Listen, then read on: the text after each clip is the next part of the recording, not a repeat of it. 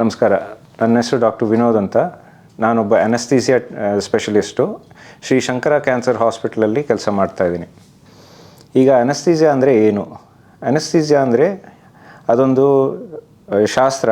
ಅದರಲ್ಲಿ ನಾವು ಯಾವ ಪೇಷಂಟ್ಸ್ಗೆ ಆಪ್ರೇಷನ್ ಆಗಬೇಕಾಗಿದೆಯೋ ಅಂಥವ್ರಿಗೆ ಮೆಡಿಸಿನ್ಸ್ ಕೊಟ್ಟು ಅವ್ರಿಗೆ ನೋವು ಆಗದೇ ಇರೋವಂಥ ಪರಿಸ್ಥಿತಿ ತರ್ತೀವಿ. ಹಾಗೂ ಅವ್ರ ಪ್ರಜ್ಞೆ ತಪ್ಪಿಸೋ ಅಂಥ ಪರಿಸ್ಥಿತಿ ತಂದು ಅವ್ರಿಗೆ ಏನು ಗೊತ್ತಾಗದೇ ಇರೋವಂಥ ಪರಿಸ್ಥಿತಿಯಲ್ಲಿ ಆಪ್ರೇಷನ್ ಮಾಡ್ತೀವಿ. ಪೇಷಂಟ್ಸ್ಗೆ ಯಾರಿಗೂ ಯಾವ ಥರದ್ದು ನೋವು ಆಗಲ್ಲ, ಅವ್ರಿಗೆ ಎಷ್ಟೋ ಸತಿ ಏನಾಗ್ತಿದೆ ಅಂತಲೂ ಗೊತ್ತಾಗಲ್ಲ. ಈ ಅನಸ್ಥೀಸಿಯಾ ಡೆವಲಪ್ ಆಗಿದ್ದು 1856 ಇಸ್ವಿನಲ್ಲಿ. ಆವಾಗ ಈಥರ್ ಅನ್ನೋ ಒಂದು ಮೆಡಿಸಿನ್ ಕಂಡುಹಿಡಿದ್ರು. ಅದಾದಮೇಲಿಂದ ಗ್ರ್ಯಾಜುವಲ್ಲಾಗಿ ಅದು ಡೆವಲಪ್ ಆಗ್ತಾ ಬರ್ತಾ ಇದೆ. ಇವಾಗ ತುಂಬ ಸ್ಪೆಸಿಫಿಕ್ಕಾಗಿ ಪ್ರಿಸೈಸಾಗಿ ಅನಸ್ಥೀಸಿಯಾ ಕೊಡುವಂಥ ಇದು ಟೆಕ್ನಾಲಜಿ ನಮ್ಮಲ್ಲಿದೆ. ಅನಸ್ಥೀಸಿಯಾ ಅಂದರೆ ಎಕ್ಸಾಕ್ಟಾಗಿ ಏನು? ಅನಸ್ಥೀಸಿಯಾ ಅಂದರೆ ಅದು ಒಂದು ಟೆಂಪ್ರರಿ ಲಾಸ್ ಆಫ್ ಕಾನ್ಷಿಯಸ್ನೆಸ್ ಅಂತ ಸಿಂಪಲಾಗಿ ಹೇಳ್ಬೋದು. ಟೆಂಪ್ರರಿ ಲಾಸ್ ಆಫ್ ಕಾನ್ಷಿಯಸ್ನೆಸ್ ಅದು ಕಂಪ್ಲೀಟ್ ಬಾಡಿ ಆದರೂ ಇರ್ಬೋದು, ಅಥವಾ ಬಾಡಿನಲ್ಲಿ ಒಂದು ಅರ್ಧ ಭಾಗ ಆದರೂ ಇರ್ಬೋದು, ಅಥವಾ ಯಾವುದೇ ಒಂದು ಅಂಗ ಆದರೂ ಲಾಸ್ ಆಫ್ ಕಾನ್ಷಿಯಸ್ನೆಸ್ ಇರೋ ಚಾನ್ಸಸ್ ಇರುತ್ತೆ. ಇದನ್ನು ಯಾರು ಅನಸ್ಥೀಸಿಯಾ ಕೊಡ್ಬೋದು? ಎಲ್ಲ ಡಾಕ್ಟರ್ಸು ಕೊಡೋ ಹಾಗಿಲ್ಲ. ಅನಸ್ಥೀಸಿಯಾ ಅನ್ನೋ ಸ್ಪೆಷಾಲಿಟಿನಲ್ಲಿ ಓದ್ದವರು, ಅದಲ್ಲೇ ಸ್ಪೆಷಲೈಸ್ ಮಾಡಿರೋವಂಥವ್ರು ಮಾತ್ರ ಈ ಮೆಡಿಸಿನ್ಸ್ ಅಡ್ಮಿನಿಸ್ಟರ್ ಮಾಡಿ ಅನಸ್ಥೀಸಿಯಾ ಕೊಡ್ಬೋದು. ಇವಾಗ ಅನಸ್ಥೀಸಿಯಾನಲ್ಲಿ ಬೇರೆ ಬೇರೆ ವಿಧವಾದ ಅನಸ್ಥೀಸಿಯಾಗಳಿದೆ. ಅದು ಯಾವುದ್ಯಾವುದು ಅನ್ನೋದು ನಾವು ಸ್ವಲ್ಪ ನೋಡೋಣ. ಮೊದಲನೆಯದು ಜನರಲ್ ಅನಸ್ಥೀಸಿಯಾ ಅಂತ ಹೇಳ್ತೀವಿ. ಜನರಲ್ ಅನಸ್ಥೀಸಿಯಾ ಅಂದರೆ ಇದರಲ್ಲಿ ಪೇಷಂಟ್ನ ಪೂರ್ತಿ ಅನ್ಕಾನ್ಷಿಯಸ್ ಮಾಡಿ ಅವ್ರಿಗೆ ಯಾವ ಥರದ್ದು ಏನು ಗೊತ್ತಾಗದಿರೋ ಅಂಥರ ಅನ್ಕಾನ್ಷಿಯಸ್ ಮಾಡಿಬಿಟ್ಟು ಅವ್ರ ಮೇಲೆ ಆಪ್ರೇಷನ್ ಮಾಡೋದು. ಈ ಜನರಲ್ ಅನಸ್ಥೀಸಿಯಾ ಕೊಟ್ಟಾಗ ಪೇಷಂಟ್ ಉಸಿರಾಟನೂ ನಿಂತೋಗುತ್ತೆ. ಸೊ ಅವ್ರು ಉಸಿರಾಡೋದಕ್ಕೆ ಗಂಟ್ಲಲ್ಲಿ ಒಂದು ಟ್ಯೂಬ್ ಹಾಕಿ ಅವ್ರನ್ನ ಅನಸ್ಥೀಸಿಯಾ ಮೆಷಿನ್ ಅಂತ ಒಂದು ಸಪ್ರೇಟ್ ಮೆಷಿನ್ ಇರುತ್ತೆ. ಅದಲ್ಲಿ ಒಂದು ವೆಂಟಿಲೇಟರ್ ಅನ್ನೋದು ಇರುತ್ತೆ. ಸೊ ಆ ಗಂಟ್ಲಲ್ಲಿ ಟ್ಯೂಬ್ ಹಾಕ್ಬಿಟ್ಟು ಪೇಷಂಟ್ನ ವೆಂಟಿಲೇಟರ್ ಕನೆಕ್ಟ್ ಮಾಡಿಬಿಟ್ಟು ಆ ವೆಂಟಿಲೇಟರನ್ನೇ ಲಂಗ್ಸ್ ಒಳಗಡೆ ಗಾಳಿ ಪುಷ್ ಮಾಡ್ತಾ ಇರುತ್ತೆ. ಸೊ ಅದಕ್ಕೆ ಸಪ್ರೇಟ್ ಮೆಡಿಕೇಷನ್ಸ್ ಎಲ್ಲ ಇರುತ್ತೆ. ಅದನ್ನು ನಾವು ಅಡ್ಮಿನಿಸ್ಟರ್ ಮಾಡಿ ಈ ಪೇಷಂಟ್ನ ವೆಂಟಿಲೇಟರ್ ಮೇಲೆ ಹಾಕ್ಬಿಟ್ಟು ಆಪ್ರೇಷನ್ ಆಗುವಂಥವ್ರಿಗೂ ವೆಂಟಿಲೇಟರ್ ಮೇಲೆ ಇರ್ತಾರೆ ಪೇಷಂಟು. ಹಾಗೆ ನಾವು ಬೇರೆ ಡ್ರಗ್ಸ್ ಕೊಡ್ತೀವಿ, ಮೆಡಿಸಿನ್ಸ್ ಕೊಡ್ತೀವಿ. ಪೇಷಂಟ್ ರಿಲ್ಯಾಕ್ಸ್ ಆಗೋಕ್ಕೆ ಮೆಡಿಸಿನ್ಸ್ ಕೊಡ್ತೀವಿ. ನೋವು ಆಗದೇ ಇರೋ ಅಂಥದ್ದಕ್ಕೆ ಮೆಡಿಸಿನ್ಸ್ ಕೊಡ್ತೀವಿ. ಹಾಗೂ ಆ ಅನಸ್ಥೀಸಿಯಾ ಸ್ಟೇಟ್ನ ಮೇಂಟೈನ್ ಮಾಡೋಕ್ಕೆ, ಆಪ್ರೇಷನ್ ಆಗೋವರೆಗೂ ಮೇಂಟೈನ್ ಮಾಡೋಕ್ಕೆ ಬೇರೆ ಬೇರೆ ಥರ ಗ್ಯಾಸಸ್ ಕೊಡ್ತೀವಿ. ಸೊ ಇದೆಲ್ಲ ಕೊಟ್ಟು ಆಪ್ರೇಷನ್ ನಂತರ ಇದೆಲ್ಲ ನಿಲ್ಲಿಸಿದ ಮೇಲೆ ಪೇಷಂಟ್ ನಾರ್ಮಲಾಗಿ ಉಸಿರಾಡೋಕ್ಕೆ ಶುರು ಮಾಡ್ತಾರೆ. ಹಾಗೂ ಪ್ರಜ್ಞೆ ಒಂದು 5-10 ನಿಮಿಷದಲ್ಲಿ ವಾಪಸ್ ಬರುತ್ತೆ. ಇದನ್ನು ನಾವು ಜನರಲ್ ಅನಸ್ಥೀಸಿಯಾ ಅಂತ ಕರಿತೀವಿ. ಇನ್ನೊಂದು ವಿಧವಾದ ಅನಸ್ಥೀಸಿಯಾ ಏನು ಅಂದರೆ ರೀಜನಲ್ ಅನಸ್ಥೀಸಿಯಾ ಅಂತ ಕರಿತೀವಿ. ರೀಜನಲ್ ಅನಸ್ಥೀಸಿಯಾ ಅಂದರೆ ಯಾವುದೇ ಒಂದು ಭಾಗ, ದೇಹದ ಒಂದು ಭಾಗಕ್ಕೆ ಅನಸ್ಥೀಸಿಯಾ ಕೊಡ್ತೀವಿ. ಇದರಲ್ಲಿ ಸ್ಪೈನಲ್ ಅನಸ್ಥೀಸಿಯಾ ಅಂತ ಇರುತ್ತೆ, ಎಪಿಡ್ಯೂರಲ್ ಅನಸ್ಥೀಸಿಯಾ ಅಂತ ಇರುತ್ತೆ, ಲೋಕಲ್ ಅನಸ್ಥೀಸಿಯಾ ಅಂತ ಇರುತ್ತೆ, ನರ್ವ್ ಬ್ಲಾಕ್ಸ್ ಅಂತ ಇರುತ್ತೆ. ಸ್ಪೈನಲ್ ಅನಸ್ಥೀಸಿಯಾ ಅಥವಾ ಎಪಿಡ್ಯೂರಲ್ ಅನಸ್ಥೀಸಿಯಾನಲ್ಲಿ ಬೆನ್ನಲ್ಲಿ ಒಂದು ಸಣ್ಣ ಇಂಜೆಕ್ಷನ್ ಕೊಟ್ಟು ದೇಹದ ಕೆಳಗಿನ ಭಾಗ ಪೂರ್ತಿ ಬೆಂಡ್ ಆಗುವಂಥರ ಅನಸ್ಥೀಸಿಯಾ ಕೊಡ್ತೀವಿ. ಇದು ನಾರ್ಮಲ್ಲಾಗಿ ಯಾವ ಆಪ್ರೇಷನ್ ದೇಹದ ಕೆಳಗಿನ ಭಾಗ, ಹೊಟ್ಟೆ ಅಥವಾ ಕಾಲುಗಳು ಅಂಥ ಆಪ್ರೇಷನ್ ಮಾಡಬೇಕಾದಾಗ ಈ ಅನಸ್ಥೀಸಿಯಾ ನಾರ್ಮಲಾಗಿ ಯೂಸ್ ಮಾಡ್ತೀವಿ. ಇನ್ನು ಇವಾಗ ಕೈಯಲ್ಲಿ ಆಪ್ರೇಷನ್ ಆಗಬೇಕಾದ್ರೆ ಇಲ್ಲಿ ಕೈಯಲ್ಲೇ ಒಂದು ನರಗಳಿಗೆ ಇಲ್ಲೇ ಬ್ಲಾಕ್ ಕೊಟ್ಟು ಅದನ್ನು ಯೂಸ್ ಮಾಡ್ಬೋದು. ಈ ಒಂದೇ ಕೈಗೆ ಅನಸ್ಥೀಸಿಯಾ ಕೊಡ್ಬೋದು. ಹಾಗೂ ಕತ್ತಿಗೆ ಅನಸ್ಥೀಸಿಯಾ ಕೊಡಬೇಕಾದ್ರೆ ಇಲ್ಲಿ 1-2 ಇಂಜೆಕ್ಷನ್ ಕೊಟ್ಟರೆ ಈ ಕತ್ತಿನ ಭಾಗ ಮಾತ್ರ ಅನಸ್ಥೀಸಿಯಾ ಬೆಂಡ್ ಆಗುತ್ತೆ, ಅಲ್ಲಿ ಮಾತ್ರ ಆಪ್ರೇಷನ್ ಮಾಡೋ ಥರ ಅನಸ್ಥೀಸಿಯಾ ಕೊಡ್ಬೋದು. ಸೊ ಇದೆಲ್ಲ ವಿಧವಾದ ಅನಸ್ಥೀಸಿಯಾಗಳು. ಇನ್ನೂ ಒಂದಷ್ಟು ಕಡೆ ಚಿಕ್ಕ ಗುಳ್ಳೆ ಅಥವಾ ಚಿಕ್ಕ ಗಂಟನ್ನ ತೆಗಿಬೇಕು ಅಂದರೆ ಆ ಗಂಟು ಸುತ್ತಲೂ ಅನಸ್ಥೀಸಿಯಾ ಇಂಜೆಕ್ಟ್ ಮಾಡಿ ಅದನ್ನು ಅಷ್ಟು ಮಾತ್ರ ಅನಸ್ಥೀಸಿಯಾ ಬರೋ ಥರ ಕೊಡ್ಬೋದು ಅನಸ್ಥೀಸಿಯಾ. ಅದನ್ನು ಲೋಕಲ್ ಅನಸ್ಥೀಸಿಯಾ ಅಂತ ಕರಿತೀವಿ. ಈ ಒಂದೊಂದು ಥರದ ಅನಸ್ಥೀಸಿಯಾಗೂ ಬೇರೆ ಬೇರೆ ಥರ ಅಡ್ವಾಂಟೇಜಸ್ ಇರುತ್ತೆ ಹಾಗೂ ಡಿಸಡ್ವಾಂಟೇಜಸ್ ಇರುತ್ತೆ. ಇವಾಗ ಜನರಲ್ ಅನಸ್ಥೀಸಿಯಾನಲ್ಲಿ ನಾವು ಕಾಂಪ್ಲಿಕೇಶನ್ಸ್ ನೋಡೋಕ್ಕೆ ಹೋಯಿತು ಅಂದರೆ ಒಂದೊಂದು ಸತಿ ಪೇಷಂಟ್ BP ಹೆಚ್ಚು ಕಮ್ಮಿ ಆಗೋ ಚಾನ್ಸಸ್ ಇರುತ್ತೆ, ಅಥವಾ ಪೇಷಂಟ್ ಅನಸ್ಥೀಸಿಯಾದಿಂದ ಹೊರಗೆ ಬರೋಕ್ಕೆ ಸ್ವಲ್ಪ ಟೈಮ್ ತಡ ಆಗೋ ಚಾನ್ಸಸ್ ಇರುತ್ತೆ. ಆ ಥರದ ಪ್ರಾಬ್ಲಮ್ಸ್ ಇರುತ್ತೆ.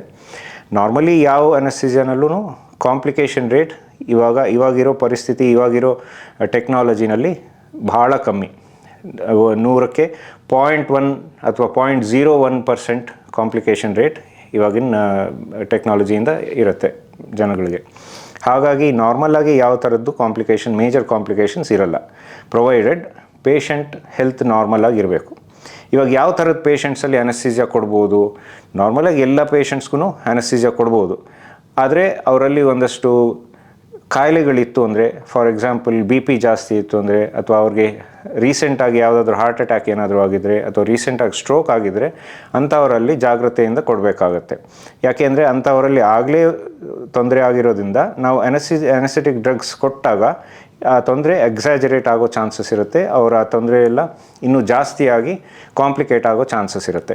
ಸೊ ಅಂಥವರಲ್ಲಿ ನಾವು ಸ್ವಲ್ಪ ಮುಂಜಾಗ್ರತೆ ತೊಗೊಂಡು ಇನ್ನೂ ಸ್ವಲ್ಪ ಮಾನಿಟ್ರಿಂಗ್ ಎಲ್ಲ ಜಾಸ್ತಿ ಮಾಡಿಕೊಂಡು ಹುಷಾರಾಗಿ ಅನೆಸ್ಥೀಸಿಯಾ ಕೊಡಬೇಕಾಗಿ ಬರುತ್ತೆ. ಇವಾಗ ಅನೆಸ್ಥೀಸಿಯಾ ಕೊಡೋ ಮುಂಚೆ ನಾವು ಏನೇನು ಮಾಡಬೇಕು, ಅಥವಾ ನೀವೇನೇನು ಮಾಡಬೇಕು, ನಮಗೇನೇನು ಹೇಳಬೇಕು? ಸೊ ಅನೆಸ್ಥೀಸಿಯಾ ಕೊಡೋ ಮುಂಚೆ ಎಲ್ಲ ಪೇಷಂಟ್ನೂ ನಾವು ಒಂದು ಸತಿ ಎಕ್ಸಾಮಿನ್ ಮಾಡ್ತೀವಿ. ಯಾವ ಥರ ಎಕ್ಸಾಮಿನ್ ಮಾಡ್ತೀವಿ ಅಂದರೆ, ಅವ್ರ ಪೂರ್ತಿ ಹಿಸ್ಟ್ರಿ ತೊಗೋತೀವಿ. ಹಿಸ್ಟ್ರಿ ಅಂದರೆ ಅವ್ರಿಗೇನಾದರೂ ಕಾಯಿಲೆಗಳಿದೆಯಾ, diabetes, blood pressure, asthma, heart problems, stroke ಅಥವಾ ಸೈಕ್ಯಾಟ್ರಿಕ್ ಪ್ರಾಬ್ಲಮ್ಸು, ಆ ಥರದ್ದು ಯಾವುದೇ ಒಂದು ಪ್ರಾಬ್ಲಮ್ ಇದ್ರೂ ಪೇಷಂಟೇ ನಮಗೆ ಹೇಳಿದ್ರೆ ಒಳ್ಳೆಯದು. ನಾವು ಕೇಳ್ತೀವಿ, ಆದ್ರೂ ಪೇಷಂಟ್ ಅವರೇ ಹೇಳಿದ್ರೆ ಭಾಳ ಒಳ್ಳೆಯದು. ಯಾಕೆಂದರೆ ನಮಗೆ ಮುಂಚೆಯಿಂದನೇ ಗೊತ್ತಾಗುತ್ತೆ. ಅದ್ರ ಜೊತೆಗೆ ಆ ಪೇಷಂಟ್ ಯಾವ ಮೆಡಿಸಿನ್ಸ್ ತೊಗೋತಿದ್ದಾರೆ ಅನ್ನೋದ್ರ ಬಗ್ಗೆನೂ ನಮಗೆ ಮಾಹಿತಿ ಬೇಕಾಗುತ್ತೆ. ಇವಾಗ BPಗೋಸ್ಕರ ಒಂದಷ್ಟು ಮೆಡಿಸಿನ್ಸ್ ತೊಗೋತಿರ್ತಾರೆ, ಅಥವಾ ಬೇರೆ ಹಾರ್ಟ್ ಪ್ರಾಬ್ಲಮ್ ಇರೋರು ಒಂದಷ್ಟು ಬ್ಲಡ್ ಥಿನ್ನರ್ಸ್ ಅಂತ ಮೆಡಿಸಿನ್ಸ್ ತೊಗೋತಿರ್ತಾರೆ. ಆ ಮೆಡಿಸಿನ್ಸ್ ಡೀಟೇಲ್ಸ್ ಎಲ್ಲ ನಮಗೆ ಬೇಕಾಗುತ್ತೆ. ಯಾಕೆಂದರೆ ಈ ಮೆಡಿಸಿನ್ಸ್ ಎಲ್ಲ ನಮ್ಮ ಅನೆಸ್ಥೆಟಿಕ್ ಡ್ರಗ್ಸ್ ಜೊತೆ ಇಂಟರ್ಯಾಕ್ಟ್ ಆಗಿ ಬೇರೆ ಕಾಂಪ್ಲಿಕೇಶನ್ಸ್ ಆಗೋ ಚಾನ್ಸಸ್ ಇರುತ್ತೆ. ಈ ಡ್ರಗ್ ಇಂಟರ್ಯಾಕ್ಷನ್ಸಿಂದ ಕಾಂಪ್ಲಿಕೇಶನ್ಸ್ ಆಗೋ ಚಾನ್ಸಸ್ ಇರೋದ್ರಿಂದ ಯಾವ್ಯಾವ ಮೆಡಿಕೇಷನ್ಸ್ ತೊಗೋತಿದ್ದಾರೆ ಅದ್ರ ನಮ್ಮ ಮಾಹಿತಿ ಇತ್ತು ಅಂದರೆ ಅದನ್ನು ಅವಾಯ್ಡ್ ಮಾಡೋ ಚಾನ್ಸಸ್ ಜಾಸ್ತಿ ಇರುತ್ತೆ. ಇವಾಗ ಎಷ್ಟೋ ಜನ ಪೇಷಂಟ್ಸ್ ಬಂದಾಗ ಅವ್ರಿಗೆ ನಾವು ಕೇಳ್ತೀವಿ, ನಿಮಗೆ BP ಇದೆಯಾ ಅಂತಬಿಟ್ಟು. ಅವ್ರು ಇಲ್ಲ ನಮಗೇನು BP ಇಲ್ಲ ಅಂತ ಹೇಳ್ತಾರೆ. ಬಟ್ ಅವ್ರ ಹಿಸ್ಟ್ರಿ ಅಥವಾ ಅವ್ರ ಕೇಸ್ ಫೈಲ್ನಲ್ಲಿ ನೋಡಿದ್ರೆ ಅವ್ರು BPಗೋಸ್ಕರ ಮಾತ್ರೆ ತೊಗೋತಿರ್ತಾರೆ. ಸೊ ಇವಾಗ ತಿರ್ಗಾ ನಾವು ಕೇಳಿದಾಗ BP ಇದೆಯಲ್ರಿ, ನೀವು ಮಾತ್ರೆ ತೊಗೋತಿದ್ದೀರಾ ಅಂದರೆ ಅವ್ರು ಹೇಳ್ತಾರೆ, ಇಲ್ಲ ನಮಗೆ BP ಇದೆ, ಬಟ್ BP ನಾರ್ಮಲ್ ಆಗಿದೆ ಅಂತ ಹೇಳ್ತಾರೆ. ಸೊ ಆ ಥರದ ರಿಪ್ಲೈಸ್ ನಮಗೆ ಬೇಡ. ನಿಮಗೆ ಯಾವ ಕಾಯಿಲೆ ಇದೆಯೋ ಅದು ನಮಗೆ ಕರೆಕ್ಟಾಗಿ ಈ ಕಾಯಿಲೆ ಇದೆ, ಇದಕ್ಕೆ ಮಾತ್ರೆ ನಾವು ತೊಗೋತಿದ್ದೀವಿ ಅಂತ ಹೇಳ್ತು ಅಂದರೆ ನಮಗೆ ಕರೆಕ್ಟ್ ಪಿಕ್ಚರ್ ಗೊತ್ತಾಗುತ್ತೆ. ಇನ್ನೂ ಒಂದಷ್ಟು ಪೇಷಂಟ್ಸ್ದು ನಮಗೆ ನೆಕ್ಸ್ಟ್ ಪೇಷಂಟ್ ಇನ್ನೇನು ಹಿಸ್ಟ್ರಿ ಬೇಕಾಗತ್ತೆ ಅಂದರೆ, ಅವ್ರಿಗೆ ಮುಂಚೆ ಯಾವ ಥರದಾದರೂ ಆಪ್ರೇಷನ್ ಆಗಿದೆಯಾ, ಅಥವಾ ಮುಂಚೆ ಯಾವುದಕ್ಕಾದರೂ ಅವ್ರಿಗೆ ಅನೆಸ್ಥೀಸಿಯಾ ಕೊಟ್ಟಿದ್ದಾರಾ, ಆ ಟೈಮಲ್ಲಿ ಕೊಟ್ಟಾಗ ಯಾವುದೇ ಥರದ ಪ್ರಾಬ್ಲಮ್ಸ್ ಏನಾದರೂ ಆಗಿದೆಯಾ ಅಂತ ಆ ಥರದ ಹಿಸ್ಟ್ರಿ ನಮಗೆ ಮತ್ತೆ ಬೇಕಾಗುತ್ತೆ. ಯಾಕೆ ಬೇಕಾಗತ್ತೆ ಅಂದರೆ, ಈ ಥರದ್ದು ಏನಾದರೂ ಕಾಂಪ್ಲಿಕೇಶನ್ ಪ್ರೀವಿಯಸ್ ಸರ್ಜರಿನಲ್ಲಿ ಏನಾದರೂ ಕಾಂಪ್ಲಿಕೇಶನ್ ಆಗಿದ್ದರೆ ಅದು ತಿರ್ಗಾ ರಿಪೀಟ್ ಆಗದೇ ಇರಲಿ ಅಂತಬಿಟ್ಟು ಆ ಥರದ ಮಾಹಿತಿ ನಮ್ಗೆ ಬೇಕಾಗತ್ತೆ. ಇನ್ನು ಬೇರೆ ಏನು ಹಿಸ್ಟ್ರಿ ಬೇಕಾಗತ್ತೆ ಅಂದರೆ, ಅವ್ರಿಗೆ ಪೇಷಂಟ್ಸ್ಗೆ ಯಾವುದೇ ಮೆಡಿಸಿನ್ಗೆ ಅಲರ್ಜಿ ಇದೆಯಾ ಅನ್ನೋದು ನಮಗೆ ಗೊತ್ತಾಗಬೇಕಾಗತ್ತೆ. ಯಾಕೆಂದರೆ ನಾವು ತಿರ್ಗಾ ಆ ಮೆಡಿಸಿನ್ ಕೊಡದೇ ಇರಲಿ ಅಂತಬಿಟ್ಟು ಮುಂಚೆನೇ ಗೊತ್ತಿದ್ದರೆ ಆ ಮೆಡಿಸಿನ್ನ ಅವಾಯ್ಡ್ ಮಾಡ್ಬೋದು. ಹಾಗೆ ಪೇಷಂಟ್ ಹ್ಯಾಬಿಟ್ಸು, ಇವಾಗ ಫಾರ್ ಇನ್ಸ್ಟೆನ್ಸ್ ಪೇಷಂಟ್ ಸ್ಮೋಕ್ ಮಾಡ್ತಾರೆ, ಅಥವಾ ಡ್ರಿಂಕ್ ಮಾಡ್ತಾರೆ, ಟೊಬ್ಯಾಕೋ ಚೂ ಮಾಡ್ತಾರೆ, ಅಂಥದ್ದೆಲ್ಲ ಹಿಸ್ಟ್ರಿನೂ ನಮ್ಗೆ ಬೇಕಾಗುತ್ತೆ. ಇದು ಯಾಕೆ ಬೇಕಾಗತ್ತೆ ಅಂದರೆ, ಸ್ಮೋಕ್ ಮಾಡೋ ಪೇಷಂಟ್ಸಲ್ಲಿ ಲಂಗ್ಸ್ ಸ್ವಲ್ಪ ಡ್ಯಾಮೇಜ್ ಆಗಿರುತ್ತೆ. ಆ ಲಂಗ್ಸ್ ಡ್ಯಾಮೇಜ್ ಆಗಿತ್ತು ಅಂದರೆ ನಾವು ಜನರಲ್ ಅನೆಸ್ಥೀಸಿಯಾ ಕೊಟ್ಟು ಪೇಷಂಟ್ನ ವೆಂಟಿಲೇಟರ್ ಮೇಲೆ ಹಾಕಿದಾಗ ಅವ್ರಿಗೆ ಬೇರೆ ಥರದ ಕಾಂಪ್ಲಿಕೇಶನ್ಸ್ ಆಗ್ಬೋದು, ಅಥವಾ ರಿಕವರಿ ಡಿಲೇ ಇರ್ಬೋದು. ಪೇಷಂಟ್ಸ್ ಆಲ್ಕೋಹಾಲ್ ಕನ್ಸ್ಯೂಮ್ ಮಾಡ್ತಾ ಇತ್ತು ಅಂದರೆ ಅಂಥ ಪೇಷಂಟ್ಸಲ್ಲಿ ನಮಗೆ ಡ್ರಗ್ಸು ಡೋಸ್ ಜಾಸ್ತಿ ಕೊಡಬೇಕಾಗತ್ತೆ. ಯಾಕೆಂದರೆ ಅವ್ರ ಲಿವರ್ ಆಗಲೇ ಸ್ವಲ್ಪ to some extent liver damage ಆಗಿರುತ್ತೆ, ಅಥವಾ ಲಿವರ್ ಮೆಟಬಾಲಿಸಮ್ ಜಾಸ್ತಿ ಆಗಿರುತ್ತೆ. ಸೊ ಹಾಗಾಗಿ ಅವರಲ್ಲಿ ನಾವು ಡ್ರಗ್ಸ್ ಜಾಸ್ತಿ ಕೊಡಬೇಕಾಗಿ ಬರುತ್ತೆ. ಸೊ ಈ ಥರದ್ದೆಲ್ಲ ನಮಗೆ ಹಿಸ್ಟ್ರಿನಲ್ಲಿ ಕಂಪ್ಲೀಟ್ ಡೀಟೇಲ್ ಹಿಸ್ಟ್ರಿ ಬೇಕಾಗತ್ತೆ. ಇದಲ್ದಿರ ನಮಗೆ ಪೇಷಂಟ್ಸ್ದು investigations, blood investigations, urine investigations, ಹಾಗೆ ECG, ಎಕೋ, ಎಕ್ಸ್ರೇ, ಹಾರ್ಟ್ ಸಂಬಂಧಪಟ್ಟಿರೋ ಇನ್ವೆಸ್ಟಿಗೇಷನ್ಸು, ಅದರೆಲ್ಲದರದ್ದು ಮಾಹಿತಿ ಬೇಕಾಗುತ್ತೆ. ಸೊ ನೀವು ಅನೆಸ್ಥೆಟಿಸ್ಟ್ ಹತ್ರ ಪ್ರೀ ಅನೆಸ್ಥೆಟಿಕ್ ಚೆಕಪ್ಗೆ ಅಂತ ಬಂತು ಅಂದರೆ ನೀವು ಇದೆಲ್ಲ ರೆಡಿ ಮಾಡ್ಕೊಂಡು ಬರಬೇಕಾಗತ್ತೆ. ನೆಕ್ಸ್ಟ್ ನಾವು ಅನೆಸ್ಥೀಸಿಯಾ ಕೊಡಬೇಕಾದ್ರೆ ಏನೇನು ಪ್ರಿಪೇರ್ ಮಾಡಬೇಕು? ಪೇಷಂಟ್ಗೆ ನಾವು ಅನೆಸ್ಥೀಸಿಯಾ ಕೊಟ್ಟಾಗ ನಾವು ಪೂರ್ತಿ ಜ್ಞಾನ ತಪ್ಪಿಸಿದಾಗ ಹೊಟ್ಟೆನಲ್ಲಿ ಏನಾದರೂ ಹೊಟ್ಟೆ ತುಂಬಿತ್ತು ಅಂದರೆ ಆ ಹೊಟ್ಟೆನಲ್ಲಿರೋದೆಲ್ಲ ಹೊರಗೆ ಬಂದು ಲಂಗ್ಸ್ ಒಳಗೆ ಹೋಗೋ ಚಾನ್ಸಸ್ ಇರುತ್ತೆ. ಅದು ಲಂಗ್ಸ್ ಒಳಗೆ ಹೋಯಿತು ಅಂದರೆ ಅದು ತುಂಬ ಡೇಂಜರಸ್ ಕಂಡೀಷನ್, ಪೇಷಂಟ್ ಪ್ರಾಣಕ್ಕೆ ಅಪಾಯ ಆಗ್ಬೋದು. ಹಾಗಾಗಿ ನಾವು ಎಲ್ಲ ಪೇಷಂಟ್ಸ್ಗೂ ಆಪ್ರೇಷನ್ ಬರೋ ಮುಂಚೆ ಅಟ್ಲೀಸ್ಟ್ 6 ಅವರ್ಸ್ ಏನೂ ತೊಗೋಬೇಡಿ ಅಂತ ಹೇಳಿರ್ತೀವಿ. ಅದು ಯಾತಕ್ಕೆ ಹೇಳಿರ್ತೀವಿ ಅಂದರೆ ಹೊಟ್ಟೆ ಖಾಲಿ ಇರಲಿ ಅಂತಬಿಟ್ಟು. ಹೊಟ್ಟೆ ಖಾಲಿ ಇತ್ತು ಅಂದರೆ ಲಂಗ್ಸ್ ಒಳಗೆ ಏನು ಹೋಗೋ ಚಾನ್ಸಸ್ ಇರೋಲ್ಲ, ಪೇಷಂಟ್ಗೆ ಯಾವ ಥರದ್ದು ಅಪಾಯ ಆಗಲ್ಲ. ನೆಕ್ಸ್ಟು ಪೇಷಂಟ್ಸ್ಗೆ ಅವ್ರು ಮುಂಚೆ ತೊಗೋತಿರೋ drugs, for instance BP medications ಅಥವಾ ಶುಗರ್ ಮೆಡಿಕೇಷನ್ಸು ಅಥವಾ ಹಾರ್ಟ್ ಮೆಡಿಕೇಷನ್ಸ್ ಏನೇನು ತೊಗೋತಿದ್ದಾರೋ ಅದನ್ನೆಲ್ಲ ತೊಗೊಂಡು ಬರಬೇಕಾಗತ್ತೆ. ಸೊ ದಟ್ ಆಪ್ರೇಷನ್ ಟೈಮಲ್ಲಿ ಅವ್ರ BP ಅಥವಾ ಹಾರ್ಟ್ ರೇಟ್ ಅದೆಲ್ಲ ಸ್ಟೇಬಲ್ ಆಗಿರುತ್ತೆ. ಒಂದಷ್ಟು ಮೆಡಿಸಿನ್ಸ್ನ ಅವಾಯ್ಡ್ ಮಾಡಬೇಕಾಗತ್ತೆ. ಅದು ಯಾವ ಥರದ್ದು ಅಂದರೆ ಈ ಬ್ಲಡ್ ಥಿನ್ನರ್ಸು, ಇವಾಗ ಆಸ್ಪಿರಿನ್ನು, ಕ್ಲೋಪಿಡೋಗ್ರೆಲ್, ಆ ಥರದ್ದು ಬ್ಲಡ್ ಥಿನ್ನರ್ಸ್ ಯಾವುದಿರುತ್ತೋ ಅದನ್ನೆಲ್ಲ ಆಪ್ರೇಷನ್ ಮುಂಚೆ ಅಟ್ಲೀಸ್ಟ್ ಒಂದು 3 to 5 ಡೇಸ್ ನಿಲ್ಲಿಸಬೇಕಾಗುತ್ತೆ. ಇಲ್ಲಾಂದರೆ ಏನಾಗುತ್ತೆ, ಈ ಬ್ಲಡ್ ಥಿನ್ನರ್ಸ್ ತೊಗೊಳ್ಳೋರಿಗೆ ಆಪ್ರೇಷನ್ ಟೈಮಲ್ಲಿ ಬ್ಲೀಡಿಂಗ್ ಜಾಸ್ತಿ ಆಗೋ ಚಾನ್ಸಸ್ ಇರುತ್ತೆ. ಹಾಗೆ ಒಂದು ಸೈಕ್ಯಾಟ್ರಿಕ್ ಮೆಡಿಕೇಷನ್ಸು ಇರುತ್ತೆ, ಯಾವುದು which will interact with anaesthetic medications. ಅಂಥ ಮೆಡಿಕೇಷನ್ಸ್ನು ನಿಲ್ಲಿಸಬೇಕಾಗತ್ತೆ. ಸೊ ಈ ಥರದ್ದೆಲ್ಲ ನೀವು ಪ್ರೀ ಅನೆಸ್ಥೆಟಿಕ್ ಇವ್ಯಾಲ್ಯೂಯೇಷನ್ಗೆ ಬಂದಾಗ ನಾವು ಇದೆಲ್ಲ ಹೇಳ್ತೀವಿ ನಿಮಗೆ. ಇನ್ನೊಂದು ಇಂಪಾರ್ಟೆಂಟ್ ವಿಷಯ ಏನು ಅಂದರೆ, ನಿಮಗೆ ಫಾರ್ ಇನ್ಸ್ಟೆನ್ಸ್ ಎಷ್ಟೋ ಜನ ಸ್ಮೋಕರ್ಸ್ ಇರ್ತಾರೆ ಅಥವಾ ಎಷ್ಟೋ ಜನಕ್ಕೆ ಲಂಗ್ಸ್ ಪ್ರಾಬ್ಲಮ್ಸ್ ಇರೋರು ಇರ್ತಾರೆ. ಅಂಥವ್ರಿಗೆಲ್ಲ ನಾವು ಆಪ್ರೇಷನ್ ಮುಂಚೆ ಲಂಗ್ಸ್ನ ಪ್ರಿಪೇರ್ ಮಾಡ್ತೀವಿ. ಯಾವ ಥರ ಪ್ರಿಪೇರ್ ಮಾಡ್ತೀವಿ ಅಂದರೆ ಎಕ್ಸಸೈಸಸ್ ಎಲ್ಲ ಹೇಳ್ಕೊಡ್ತೀವಿ. ಸ್ಪೈರೋಮೀಟರ್ ಅಂತ ಒಂದು ಇನ್ಸ್ಟ್ರೂಮೆಂಟ್ ಬರುತ್ತೆ, ಅದನ್ನು ಯೂಸ್ ಮಾಡಿ ಲಂಗ್ ಎಕ್ಸಸೈಸಸ್ ಹೇಳ್ಕೊಡ್ತೀವಿ. ಇನ್ ಕೇಸ್ ಪೇಷಂಟ್ಗೆ ನ್ಯೂಟ್ರಿಷನ್ ಸರಿ ಇಲ್ಲ ಅಂದರೆ ನಾವು ನ್ಯೂಟ್ರಿಷನ್ ಕೊಡೋವಂಥ ಪ್ರೋಟೀನ್ ಪೌಡರ್ಸು ಅಥವಾ ಬೇರೆ ನ್ಯೂಟ್ರಿಟಿವ್ ಪೌಡರ್ಸ್ ಅದೆಲ್ಲ ಕೊಟ್ಟು ಸ್ವಲ್ಪ ನ್ಯೂಟ್ರಿಷನ್ ಇಂಪ್ರೂವ್ ಮಾಡ್ತೀವಿ. ಅವ್ರ ಸ್ಟ್ರೆಂತ್ ಕಮ್ಮಿ ಇತ್ತು ಅಂದರೆ ಸ್ವಲ್ಪ ವಾಕಿಂಗ್ ಅದೆಲ್ಲ ಮಾಡಿಸಿ ಅವ್ರ ಜನರಲ್ ಕಂಡೀಷನ್ನ ಇಂಪ್ರೂವ್ ಮಾಡಿ ಆಮೇಲೆ ಅವ್ರನ್ನ ಆಪ್ರೇಷನ್ಗೆ ರೆಡಿ ಮಾಡ್ತೀವಿ. ಆ ಥರ ರೆಡಿ ಮಾಡ್ತು ಅಂದರೆ ರೇಟ್ ಆಫ್ ಕಾಂಪ್ಲಿಕೇಶನ್ಸ್ ಆಪ್ರೇಷನ್ ನಂತರ ಕಾಂಪ್ಲಿಕೇಶನ್ ರೇಟ್ ಎಲ್ಲ ಕಮ್ಮಿ ಆಗುತ್ತೆ. ಅನೆಸ್ಥೀಸಿಯಾ ಎಲ್ಲರೂ ಕೇಳೋದೇನು ಅಂದರೆ ಅನೆಸ್ಥೀಸಿಯಾ 100% ಸೇಫಾ ಅಂತಬಿಟ್ಟು. 100% ಈ ಸೇಫ್ ಯಾವುದೂ ಇಲ್ಲ. ನಾವು ರೋಡ್ ಮೇಲೆ ನಡ್ಕೊಂಡು ಹೋಗ್ತಿರುವಾಗ್ಲೂ ನಾವು 100% ಸೇಫು ಅಂತ ಹೇಳೋಕ್ಕಾಗಲ್ಲ. ಸೊ ಯಾವುದೇ ಮೆಡಿಸಿನ್ ಆಗಲಿ, ಯಾವುದೇ ಸರ್ಜರಿ ಆಗಲಿ, ಯಾವುದೇ ಅನೆಸ್ಥೀಸಿಯಾ ಆಗಲಿ 100% ಸೇಫ್ ಯಾವತ್ತೂ ಆಗಲ್ಲ. ಬಟ್ ರೇಟ್ ಆಫ್ ಕಾಂಪ್ಲಿಕೇಶನ್ಸ್ ಎಲ್ಲದರಲ್ಲೂ ಕಮ್ಮಿ ಇರುತ್ತೆ. ಕಾಮನ್ ಕಾಂಪ್ಲಿಕೇಶನ್ಸ್ ಯಾವ ಥರ ಅಂದರೆ ಪೇಷಂಟ್ಸ್ಗೆ ವಾಂತಿ ಬರೋದು ಅಥವಾ ಗಿಡ್ಡಿನೆಸ್ ಬರೋದು ಅಥವಾ ನಿದ್ದೆ ಜಾಸ್ತಿ ಬರೋದು, ಅದೆಲ್ಲ ಕಾಮನ್ ಕಾಂಪ್ಲಿಕೇಶನ್ಸ್. ನಾರ್ಮಲಿ ಆಲ್ಮೋಸ್ಟ್ ಒಂದು 10 to 15% ಪೇಷಂಟ್ಸಲ್ಲಿ ಇದನ್ನು ನೋಡ್ತೀವಿ. ಅನ್ಕಾಮನ್ ಕಾಂಪ್ಲಿಕೇಶನ್ಸ್ ಅಂದರೆ ಫಾರ್ ಇನ್ಸ್ಟೆನ್ಸ್ BP ಕಮ್ಮಿ ಆಗೋದು, ಹಾರ್ಟ್ ರೇಟ್ ಜಾಸ್ತಿ ಆಗೋದು ಅಥವಾ ಹಾರ್ಟ್ ಮೇಲೆ ಸ್ವಲ್ಪ ಸ್ಟ್ರೈನ್ ಜಾಸ್ತಿ ಆಗೋದು, ಇದೆಲ್ಲ ಅನ್ಕಾಮನ್ ಕಾಂಪ್ಲಿಕೇಶನ್ಸ್. ಇದು 1,000ಕ್ಕೆ ಒಬ್ರಿಗೋ ಇಬ್ಬರಿಗೋ ಬರುತ್ತೆ. ಇನ್ನು ರೇರ್ ಕಾಂಪ್ಲಿಕೇಶನ್ಸ್ ಅಂದರೆ 10,000 ಜನ ಅನೆಸ್ಥೀಸಿಯಾ ತೊಗೊಂಡ್ರೆ ಒಬ್ರಿಗೋ ಇಬ್ರಿಗೋ ಬರೋ ಅಂಥದ್ದು ಕಾಂಪ್ಲಿಕೇಶನ್ಸು. ಇದು ಯಾವ ಥರದ ಕಾಂಪ್ಲಿಕೇಶನ್ಸ್ ಅಂದರೆ ಸಡನ್ನಾಗಿ ಆಪ್ರೇಷನ್ ಥಿಯೇಟರ್ಲಿ ಆಪ್ರೇಷನ್ ನಡೀತಿರುವಾಗ ಹಾರ್ಟ್ ಅಟ್ಯಾಕ್ ಆಗೋದು ಅಥವಾ ಸ್ಟ್ರೋಕ್ ಆಗೋದು ಅಥವಾ ಕಾಲಲ್ಲಿ ರಕ್ತ ಕಟ್ಬಿಟ್ಟು ಕಟ್ಟಿರೋ ರಕ್ತ ಹಾರ್ಟ್ ಒಳಗೆ ಹೋಗಿ ಸಡನ್ನಾಗಿ ಹಾರ್ಟ್ ಬ್ಲಾಕ್ ಮಾಡೋದು, ಇದೆಲ್ಲ ತುಂಬ ರೇರ್ ಕಾಂಪ್ಲಿಕೇಶನ್ಸ್. ನಾನು ಹೇಳ್ದಂಗೆ 10,000 ಜನದಲ್ಲಿ ಒಬ್ರಿಗೋ ಇಬ್ರಿಗೋ ಆಗೋ ಅಂಥ ಚಾನ್ಸಸ್ ಇರುತ್ತೆ. ಇದನ್ನು ಪ್ರಿವೆಂಟ್ ಮಾಡೋಕ್ಕೆ ಅಂತ ನಾವು ಮುಂಚೆನೇ ಪೇಷಂಟ್ನ ಪ್ರಿಪೇರ್ ಮಾಡಿ ಮಾನಿಟರ್ ಮಾಡ್ತಾಯಿರ್ತೀವಿ. ಅನೆಸ್ಥೀಸಿಯಾ ಕೊಟ್ಟಿರೋ ಟೈಮಲ್ಲಿ, ಸರ್ಜರಿ ನಡೀತಿರೋ ಟೈಮಲ್ಲಿ ಮಾನಿಟರ್ ಮಾಡ್ತಾಯಿರ್ತೀವಿ.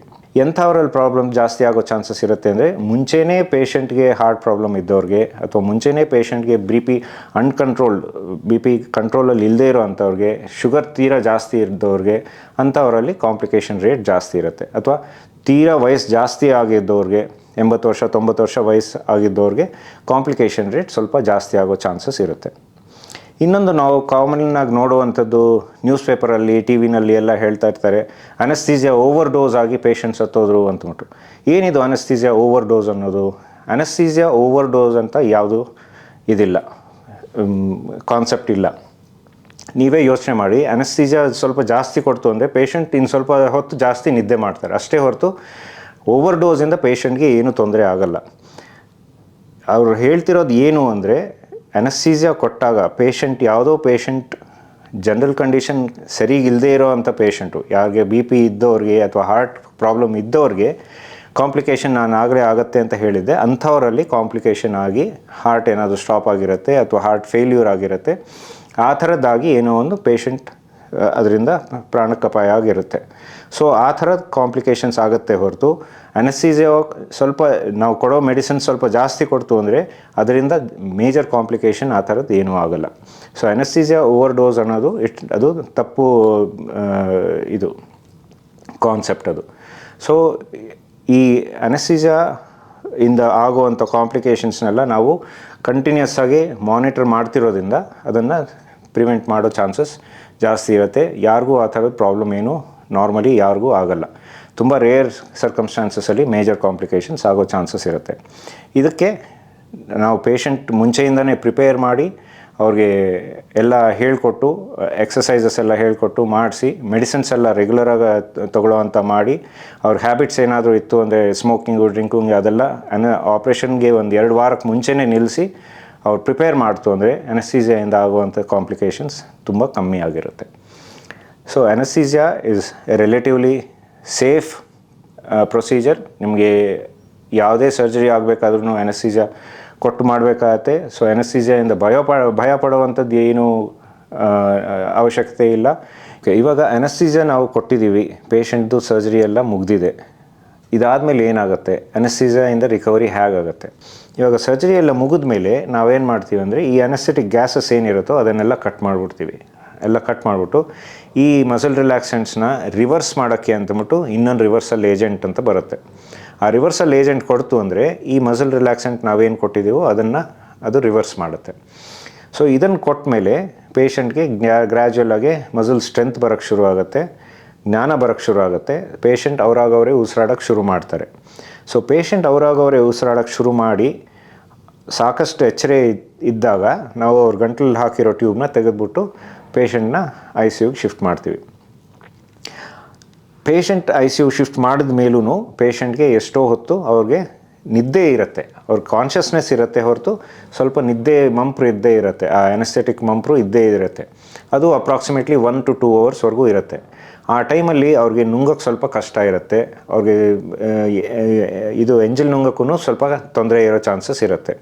ಸೊ ಅದಕ್ಕೇ ನಾವು ಅನೆಸ್ಥೀಸಿಯಾ ನಂತರ ಇಮ್ಮಿಡಿಯೇಟಾಗಿ ಯಾವ ಪೇಷಂಟ್ಗೂ ನೀರು ಅಥವಾ ಏನಾದರೂ ತಿನ್ನೋಕ್ಕೆ ಕೊಡೋಲ್ಲ.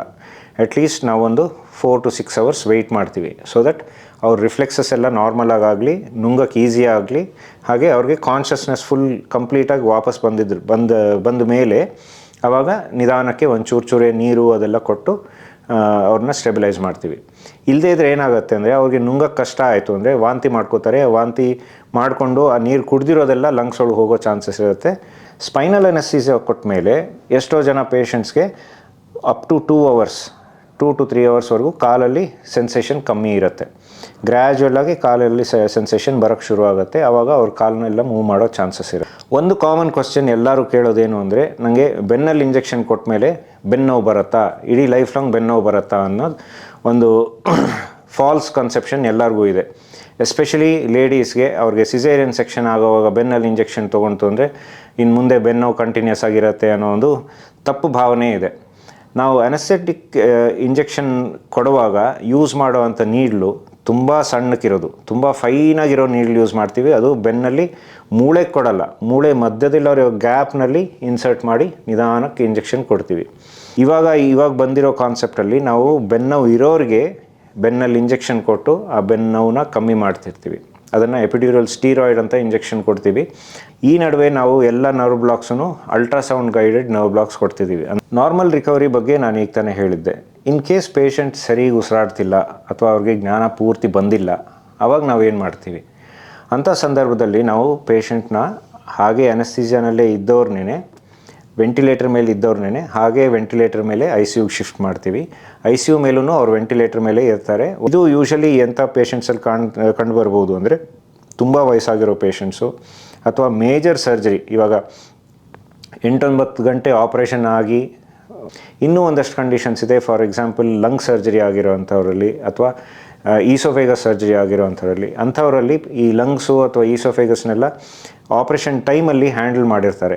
ಸೊ ಅಂಥ ಪೇಷಂಟ್ಸಲ್ಲಿ ನಮಗೆ ಮುಂಚೆನೇ ಗೊತ್ತಿರುತ್ತೆ ಈ ಥರ ಲಂಗ್ಸು ಅದೆಲ್ಲ ಹ್ಯಾಂಡಲ್ ಮಾಡ್ತು ಅಂದರೆ ಇಮ್ಮಿಡಿಯೇಟ್ಲಿ ಆ ಸರ್ಜರಿ ಆದ ನಂತರ ಅವ್ರಿಗೆ ಉಸಿರಾಟಕ್ಕೆ ತೊಂದರೆ ಇರುತ್ತೆ ಅಂತಬಿಟ್ಟು ಮುಂಚೆನೇ ಗೊತ್ತಿರುತ್ತೆ. ಸೊ ಅಂಥ ಪೇಷಂಟ್ಸಲ್ಲಿ ನಾವು ಎಲೆಕ್ಟಿವ್ ಆಗಿ ಅಂದರೆ ಅವ್ರಿಗೆ ರಿವರ್ಸ್ ಮಾಡೋಕ್ಕೆ ಟ್ರೈ ಮಾಡಲ್ಲ. ಹಾಗೇ ಎಲೆಕ್ಟಿವ್ ಆಗಿಯೇ ಕರ್ಕೊಂಡೋಗಿ ವೆಂಟಿಲೇಟರ್ ಮೇಲೆ ಹಾಕಿರ್ತೀವಿ. ಸೊ ಪೇಷಂಟ್ ಸೇಫ್ಟಿಗೋಸ್ಕರ ನಾವು ಈ ಕ್ರಮ ತಗೋತಿರೋದ್ರಿಂದ ಪೇಷಂಟ್ ಗಾಬರಿ ಆಗೋವಂಥದ್ದು ಅಥವಾ ಅಟೆಂಡರ್ಸ್ ಗಾಬರಿ ಆಗೋವಂಥ ಪರಿಸ್ಥಿತಿ ಏನೂ ಇರಲ್ಲ. ನಾವು ಅವ್ರಿಗೆ ಎಕ್ಸ್ಪ್ಲೇನ್ ಮಾಡ್ತಿರ್ತೀವಿ, ದಿನಾಗಲೂ ಎಕ್ಸ್ಪ್ಲೇನ್ ಮಾಡ್ತೀವಿ, ಪೇಷಂಟ್ ಕಂಡೀಷನ್ ಈ ಥರ ಇದೆ, ಅವ್ರು ಉಸಿರಾಡ್ತಿದ್ದಾರೆ ಇಲ್ಲ ಆ ಥರದ್ದು ಎಲ್ಲ ಹೇಳ್ತಾ ಇರ್ತೀವಿ. ಅದನ್ನು ಅಬ್ಸರ್ವ್ ಮಾಡಿಕೊಂಡು ಮಾನಿಟರ್ ಮಾಡಿಕೊಂಡು ಪೇಷಂಟ್ ಕಂಪ್ಲೀಟಾಗಿ ರಿಕವರ್ ಆದಮೇಲೆ ಅವ್ರನ್ನ ಅನೆಸ್ಥೀಸಿಯಿಂದ ಹೊರಗೆ ತೆಗಿತೀವಿ, ವೆಂಟಿಲೇಟರಿಂದ ಡಿಸ್ಕನೆಕ್ಟ್ ಮಾಡ್ತೀವಿ. ಸೊ ಇದು ಒಂದು ಸೇಫ್ಟಿ ಪ್ರಿಕಾಷನ್ ಅಂತ ಹೇಳ್ಬೋದು ಪೇಷಂಟ್ಸ್ಗೆ.